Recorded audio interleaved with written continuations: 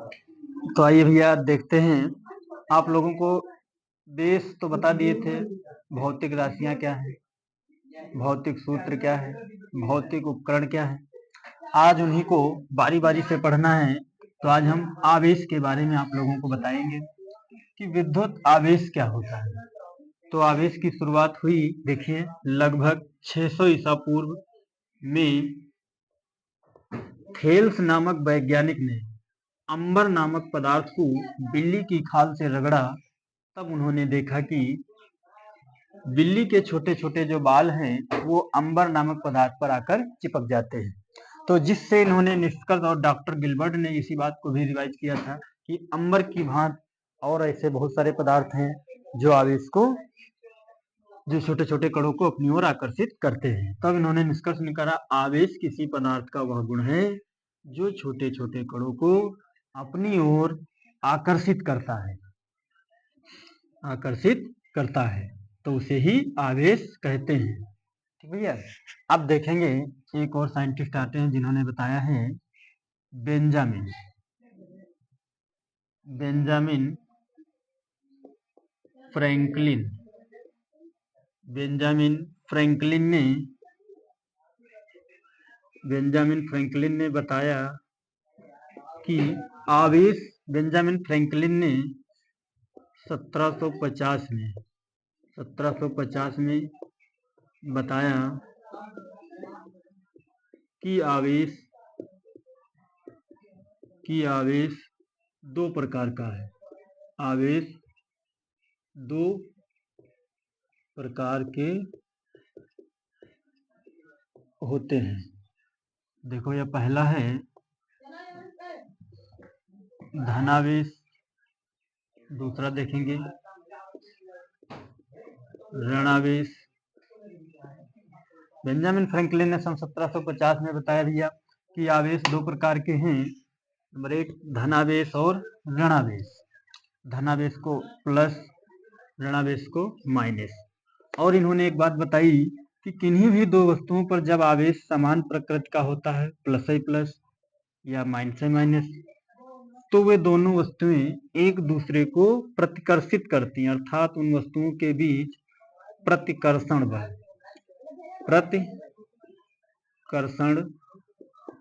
बल लगता है। और जब किन्हीं दो वस्तुओं पर आवेश विपरीत होता है तो उनके बीच आकर्षण बल लगता है।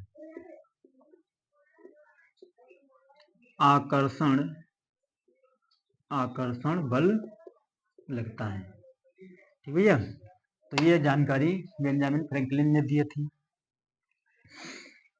अब आप लोग देखेंगे आवेश का क्वांटीकरण क्या है। आवेश का क्वांटीकरण, तो आवेश को मतलब किस तरीके से मापते हैं। तो देखिए भैया, आवेश को एक पूर्ण संख्या में व्यक्त किया जाता है। क्या बाबू? आवेश को एक पूर्ण संख्या में व्यक्त किया जाता है,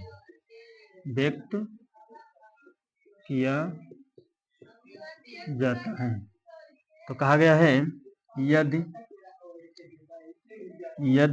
किसी चालक में इलेक्ट्रॉनों की संख्या n हो तो उस चालक पर आवेश कैसे ज्ञात करोगे। क्या कहा गया है? आवेश को एक पूर्ण संख्या में व्यक्त किया जाता है यदि किसी चालक में इलेक्ट्रॉनों की संख्या n हो तो आवेश का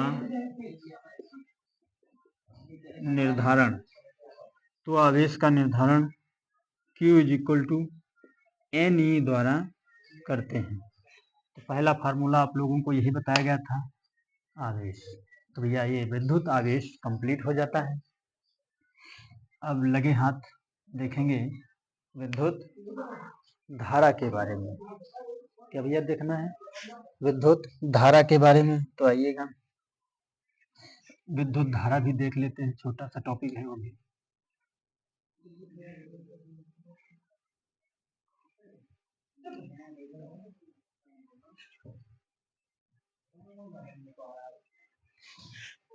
तो देखो बाबू, विद्युत धारा,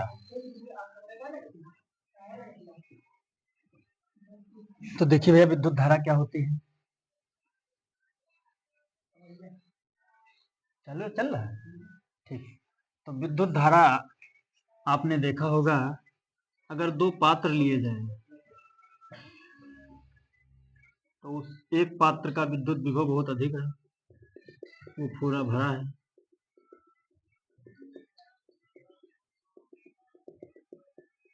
और दूसरा पात्र जो है वो बिल्कुल खाली है।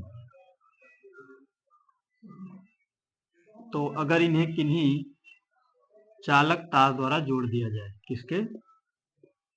चालक तार। यदि इन्हें एक चालक तार द्वारा जोड़ दिया जाए, तब देखिए क्या होगी, कुछ समय के बाद ये कंडीशन आपकी हो जाएगी। इसकी इन पात्रों की कंडीशन होगी, देखो भैया, कि आवेश का प्रवाह इस तरीके से होने लगेगा।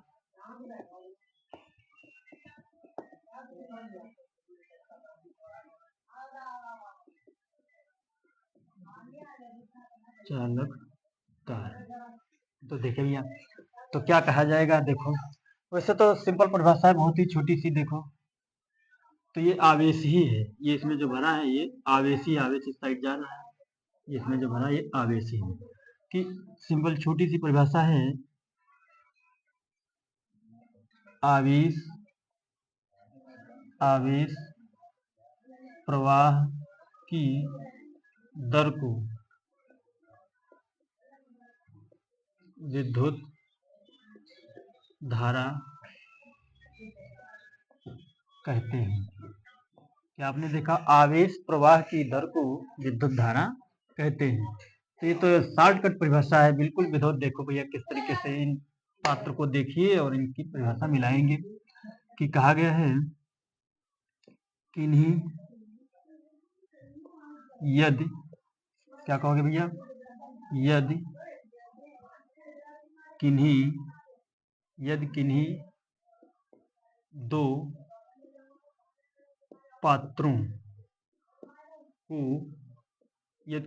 पात्रों को एक चालक तार द्वारा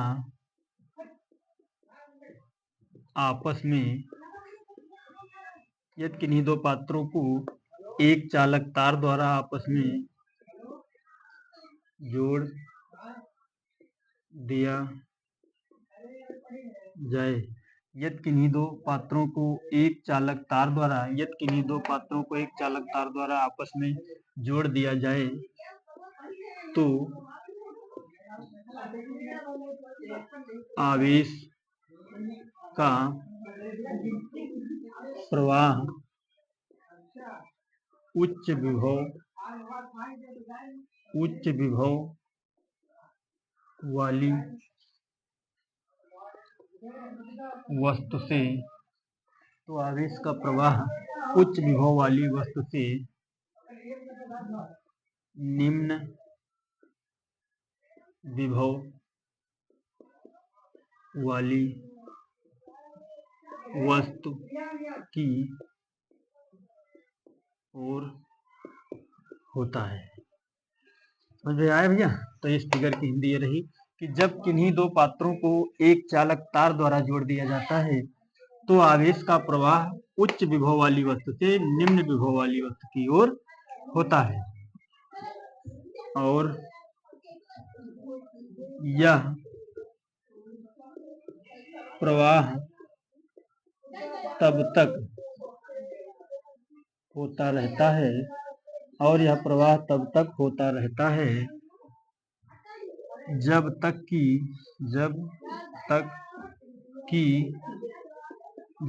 कि दोनों पात्रों का विभव समान न हो समान ना हो जाए। तो ये रहा भैया आवेश। अब इस आवेश को प्रवाहित होने में कुछ ना कुछ समय लगता है, तो इसी से कहा गया है कि विद्युत धारा बराबर आवेश बटे समय। तो विद्युत धारा को I से व्यक्त करेंगे, आवेश को Q, समय को T। तो यहीं से हो जाता है Q is equal to IT। ये भी दूसरा फार्मूला आप लोगों को बताएं। तो यहाँ से अगर मात्रक निकालना चाहें तो क्या होगा, कूलाम, कूलाम प्रति सेकेंड, या इसका मात्रक हो जाता है एम्पियर। मात्रक क्या हो जाएगा, एम्पियर। तो ये भैया विद्युत धारा की परिभाषा बिल्कुल विधिवत है कि आवेश प्रवाह की दर को विद्युत धारा कहते हैं। जब किसी भी राशि को समय से भाग करते हैं तो वो दर कहलाती है। क्या कहलाती है, दर। तभी कहा गया आवेश प्रवाह की दर को विद्युत धारा कहते हैं। इसके बाद अब देखते हैं भैया विद्युत विभव। क्या देखेंगे, विद्युत विभव। विद्युत विभव की बहुत ही छोटी परिभाषा होती है। देखिए आप लोग देखेंगे विद्युत विभव,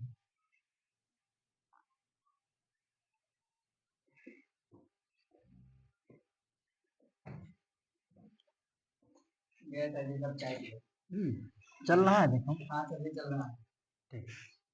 तुम जा रहे हो, ठीक भैया, ठीक ठीक। तो देखिए विद्युत विभव, तो विद्युत विभव को किस प्रकार भैया परिभाषित करेंगे कि अनंत से, क्या कहा गया, अनंत से क्यू कूलाम के आवेश को किसी बिंदु, अनंत से क्यू कूलाम के आवेश को किसी बिंदु ए तक लाने में क्या परिभाषा लिखेंगे, एकांक धन आवेश को, एकांक धन आवेश को अनंत से किसी, समझिए भैया ध्यान से, नोट करो या नहीं नोट करो, क्यों नितिन राठौर करना से बोलिए, आइएगा। एकांक धन आवेश को अनंत से किसी बिंदु, किसी बिंदु ए तक लाने में किया गया कार्य विद्युत विभव कहलाता है। किया गया कार्य विद्युत विभव कहलाता है। तो ये भैया मेन परिभाषा आपकी हो जाती है। तो कहा गया है विद्युत यानी विभव बराबर कार्य बटे आवेश। तो यहाँ से मात्र जाएगा V is equal to W upon Q। तो यहाँ से मात्रक हो जाता है जूल प्रति कूलाम, या कहें इसे वोल्ट। तो इसी प्रकार भैया आ जाती है अगली राशि विद्युत विभवांतर। विद्युत विभवांतर, तो विद्युत विभव और विभवांतर में अनंत से ए तक लाओगे तो ए सफिक्स में लगा देंगे।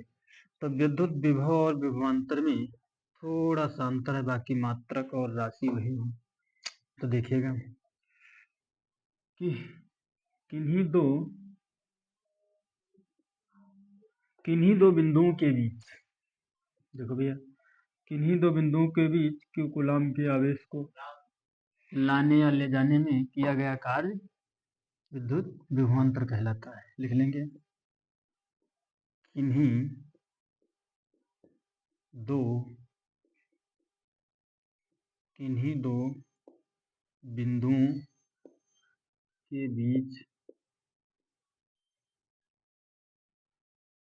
बिंदुओं के बीच एकांक किन्हीं दो बिंदुओं के बीच एकांक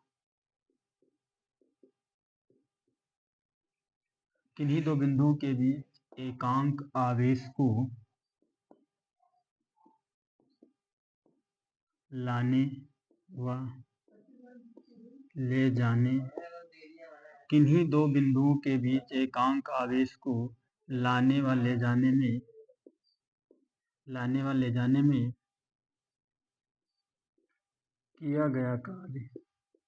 किया गया कार्य विद्युत विभवांतर कहलाता है। विद्युत विभवांतर कहलाता है। तो देख लेंगे, तो BA minus BB is equal to W/Q। बाकी मात्रक वही रहता है जो विभव का है। भैया आज के लिए इतना ही काफ़ी, नोट कर लेंगे आप लोग। धन्यवाद।